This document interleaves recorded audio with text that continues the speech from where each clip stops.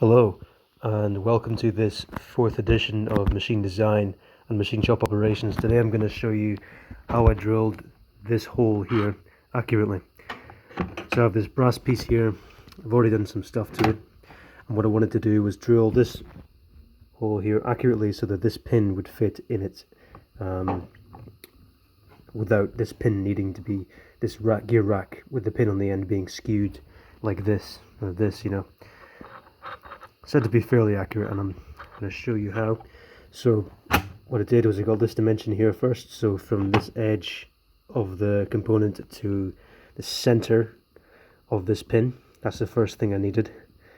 So the way I did that was I got my mechanical vernier caliper and I measured from this edge to this side of the pin here, and that came out as 4.4 inches or something like that. And then what I did was I subtracted half of the thickness of this pin from that dimension.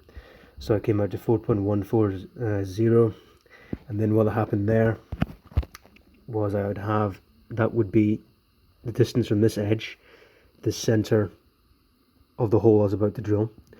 And then the second dimension I needed was from the edge of this piece here to the center of the hole that I was going to drill.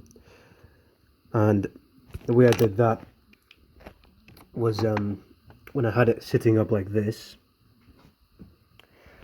before the hole was drilled, I just pressed this pin up against there and I measured the distance from the top of the pin up to the surface here, and that came out to about 70 thou or so.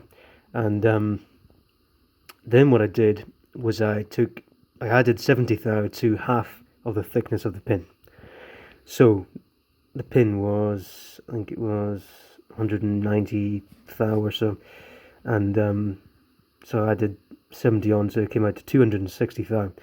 So that's 70 plus 190, and that would be 260 thou from here to here. So then I had my two dimensions and I converted it into metric, and then I was ready to take it over to the milling machine. And then I did, you know, the usual center drill, and then I drill straight through with the drill. I didn't bother with a pilot just because, to save time, basically. Yeah, so that's how I did it. You saw me on Instagram doing it in the milling machine, I think, or you will soon. Suppose you'll see soon.